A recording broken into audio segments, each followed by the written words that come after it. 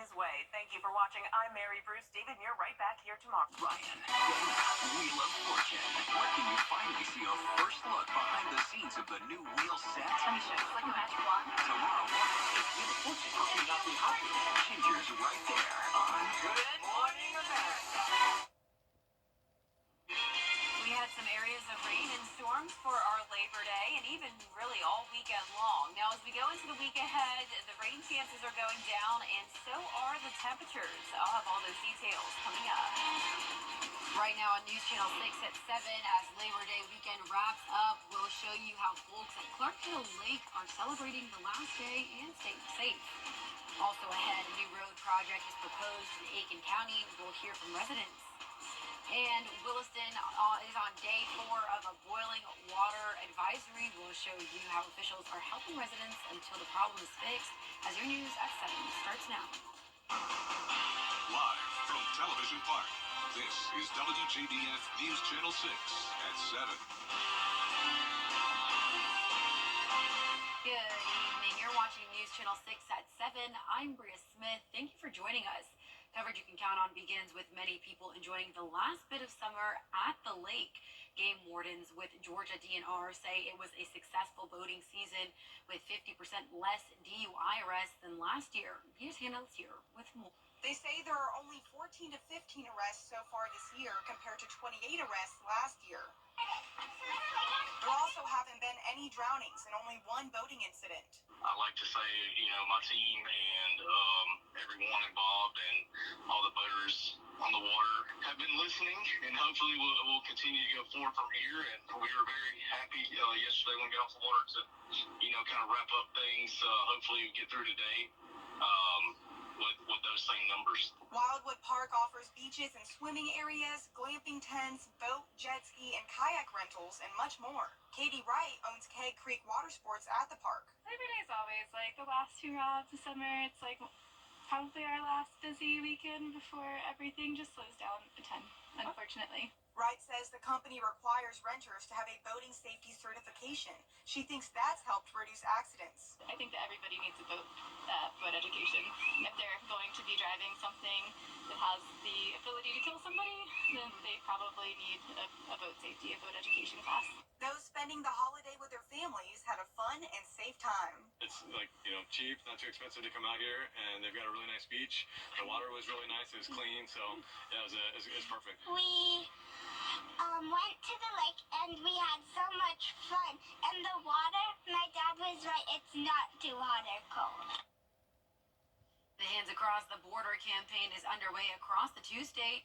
It's a collaboration between Georgia and South Carolina's Highway Patrol. You'll see more law enforcement on busy roads and DUI checkpoints.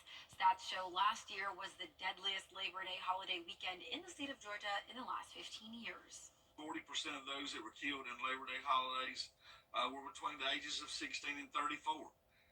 That's our future. That's the people that are when I'm gone and when you're gone, those are the people that'll be here carrying on for us. And we just want everybody to get there and be mindful, get home safe. The Georgia Department of Public Safety reports there have been a total of 17 traffic fatalities over the Labor Day holiday period. There's a free way to get you and your car home this Labor Day if you're too impaired to drive. It's AAA's Tow to Go program. All you have to do is call 855-2TOW-TO-GO, and a tow truck will be sent to your location. It will take you and your car anywhere within 10 miles. The program runs until 6 a.m. tomorrow. It's free and you do not have to be a member to use the service. It's time now for a first look at our weather. Here's Chief Meteorologist Jenna Petracci. And Jenna, it looked like it was a nice day to be out on the lake. Yeah, up there at Clarks Hill Lake, it was beautiful, and that was the case today. Around half of us had beautiful, nice, dry weather, very hot for everyone, but around half the CSRA also had some rain and thunderstorms to deal with, and we're still seeing that now over on Live Viper 6. You can see Richmond and Aiken County has a decent amount of rain. Also up into Saluda County, around Ridge Spring, Batesburg, Lee's Marysville, we have some light rain and even some heavier showers here and there. Really not seeing much lightning anymore, though, so that's good news. Lightning counter at 0 with this shower here along the border of Georgia and South Carolina, right over the river here, downtown Augusta. All of this activity moving into North Augusta now. Burnett Town also has some rain, and even down into Jackson and parts of Aiken will be seeing some rain soon. Now over down towards Barnwell County, we have some light rain around Williston, Elko, some heavier downpours here and there as well, and then some of that light rain into Bamberg County. Outside of Johnson County over towards the west, we also have a light shower, but other than that, it is nice and dry. Satellite and radar showing a cold front across the area. This will linger to the south of us over the next few days, keeping our rain chances lower as high pressure takes over. And you can already see some clearing conditions now on our Terry Lambert Hyundai Skyview cam. A really cool view here. The American flag blowing a lot. It is very breezy, and those clouds are breaking apart. Upper 70s to low 90s now, so a very big spread of temperatures. 78 in Augusta, 90 in Thompson, 84 in Millen. Aiken, you're sitting at 82, 89 in Gibson, and 91 still in Lincolnton. Upper 60s in some of our northwestern counties for those dew points, but still very muggy in the mid-70s down towards the southeast. Winds are coming in from the northeast, 14 miles per hour in Aiken, so as I mentioned, pretty breezy at times, and that northeast wind continuing to bring in the drier air. So mid-70s the rest of tonight, drying out as we go into around 9 o'clock, and then a much cooler day for us tomorrow. I'll have a look at those temperatures coming up. Back to you, Bria. Alrighty, Jenna, thank you. Richmond County has confirmed a case of West Nile virus. That's now 6 cases in Georgia. To keep mosquitoes away, use repellent, trim your grass, and get rid of standing water. Richmond County Mosquito Control offers free services. Just call 311. One of our local sports teams continues their search for a permanent place to call home. The Soul City Sirens are Augusta's only nonprofit roller derby team, but are currently without a permanent practice facility. They spent 16 years at Red Wing Rollerway, which closed 7 months ago. That property was sold to the Mercedes-Benz car dealership on Washington Road. We'll have an update on the team's progress tonight at 10 and 11. And the South Carolina Department of Transportation announcing that future road construction is coming to Aiken County. I had the chance to speak with some who live and work in the area. Sometimes the roads most traveled need some work. 4 lane is very beneficial to the traffic because I see a lot of traffic here. Monday morning, SCDOT shared its coordination with the Augusta Regional Transportation Study, proposing the widening of Belvedere and Clearwater roads. Overall, I think it's going to be great. As a patron of, hoses for many, many years, for about 5 or 6 years, we've sat out here on nice days and unfortunately watched many accidents happen. But sidewalks, turning lanes, and the existing 2-lane road being extended, creating a 4-lane street, could reduce those accidents. I really think in the long run it's just going to be safer, and it's going to be just a more enjoyable, ride once the long-term construction is done. The nearly 2-mile project will extend all the way down to Old Sudlow Lake Road, where it's clear no sidewalks exist. We have a lot of bike riders, a lot of people that ride bikes. We've got a lot of walkers from the neighborhoods up the street that we see that walk down here to this business or walk to the next door. There's a restaurant up there. We see a lot of that. While there is no confirmation on a construction start or finish date yet, folks like Bipin Patel are looking forward to the improvements. When you start the project, traffic maybe slow down, maybe 1 line, single line, something like that. But that's a time, that's not for whole life. Several water main breaks have been fixed in Williston, but residents are still under a boil water advisory. Town leaders are holding a water distribution drive today for those affected.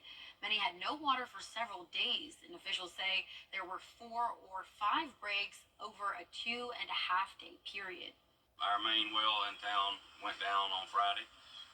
We diverted to a backup well. The backup well was doing some quirky shutting on and shutting off as far as sending water back to the tower, which it was supposed to. Waters are crashing together, causing water main breaks.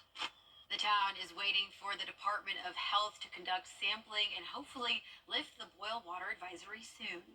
Georgia, famous for its tax credits and booming TV and film industry, is experiencing a slowdown due to recent strikes. Archie Chaudhry has the story. Lights, camera, well, no action. The Peach State, known for its tax credits, has seen a slump this year in the TV and film industry due to recent strikes.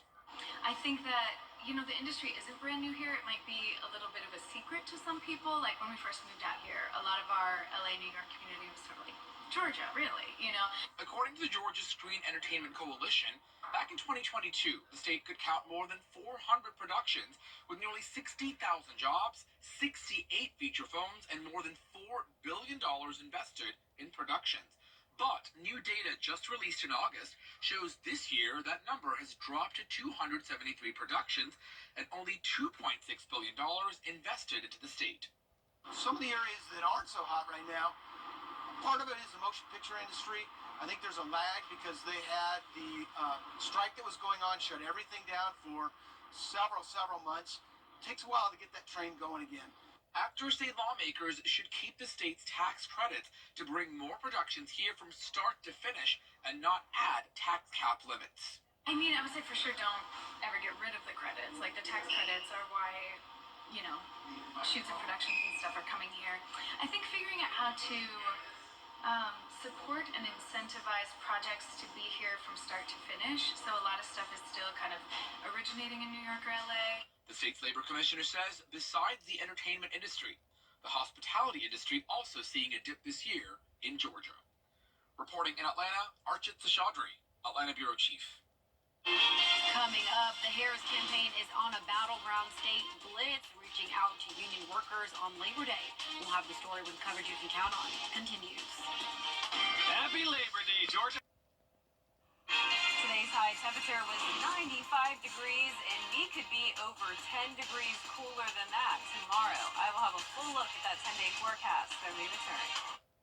At Fraser Roofing.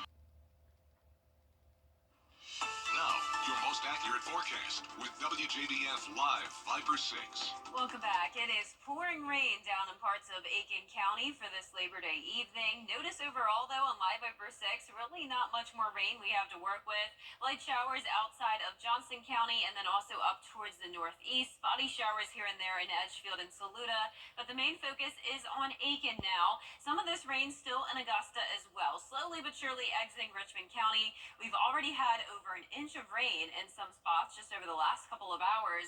This shower has been a pesky one, lingering for quite some time now around Augusta, and now of course into Aiken County. North Augusta with the heavy rain. Burnett Town also has some nearby. Aiken is dry, but we do have showers here and there outside of New Ellington and down in Jackson. Here's the rain coming down on our Terry Lambert Hyundai Skyview cam. Looks like it's a little laggy right now, but you can see it is soaked out there at SRP Park. Thank goodness there's no Green Jackets game tonight. 78 feeling like 81, a warm and muggy Monday night. Mid-80s to low 90s at the moment, even some upper 70s here and there. So definitely a bit cooler from the rain we've had, and it's all due to this stalled frontal boundary right across the CSRA. So behind that front, we do have the drier air filtering in. So those rain chances are pretty much going down to 0% for your Tuesday and Wednesday. Also starting on Tuesday, we have the wedge setup taking over. So that stalled frontal boundary staying far enough south to limit our rain chances.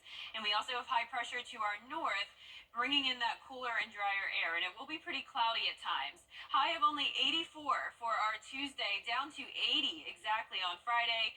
Notice that average high, even into the first week of September, is in the low 90s, so these temperatures are definitely well below normal, and the low temperatures are following a similar trend. 68 will be the warmest low of the week tonight, and then notice we go all the way down to 60 around this time next week. So we'll even have additional cooler air moving in by the weekend, and that'll be to an additional system bringing us some rain, especially by Friday. So let's get right into that here on our Futurecast, starting out with this current satellite and radar picture, we have this disturbance that did have a slight chance of becoming tropical over Texas. It's not going to be tropical, but nonetheless, it is going to bring some rain and wind there to Texas, and then really across all of the Gulf Coast region. So Thursday at lunchtime, we are still nice and dry, but as we go into Thursday night, that's when some of the showers start to move in, and it really takes over by Friday. There's all this tropical moisture across the two-state, and then eventually this turns into a cold front passage, and that will move through by around Saturday afternoon. But so by Saturday night, dry air moving back in, and that's when we'll see another cool down. Speaking of the tropics, though, we do have two areas to watch, 40% chance of development, so it's very typical around this time of the year. The tropics really start to heat up, so we'll keep you updated on that. The 10-day forecast showing dry conditions Tuesday and Wednesday, and then Thursday and Friday is when we'll see some rain, even into Saturday. Next week, mostly sunny, dry, and staying cooler. We'll be right back. Welcome to Oasis starting September 9th. Focus is crucial to being a successful gamer. So who has time to stop and eat when you're trying to conquer the virtual universe? That's why ketchup maker Heinz has come up with the Hum Hum. It's a robotic, hands-free snack dipper. The Hum Hum not only dips the food into the sauce, it also feeds it to you hands-free so you can keep your eyes on the screen. For now, you operate it by stepping on foot pedals, but Heinz is working on models that can respond to voice commands and face recognition. Oh, no, that's kind of sad. I feel like it's a little extra. For me personally, I like to dip into my own sauces. Yeah, I mean, I just can't even picture that working. I don't think that would It's ever too much. be a real thing. Too much multitasking for Yeah, me. yeah. And just put the screen down just to eat, just for a few minutes. Oh my goodness. Well, our 10-day forecast showing the no chance of rain for Tuesday and Wednesday. It's going to be cooler, 84 Tuesday, 82 on Wednesday. Then those rain chances do pick back up Thursday into the first half of Saturday, only 80 on Friday. All of next week, it's looking mostly sunny, dry, lower humidity, and still those cooler temperatures, even only 59 Tuesday morning. Thank you, Jenna. Well, that's all for now. We'll see you here at 10 for BTV.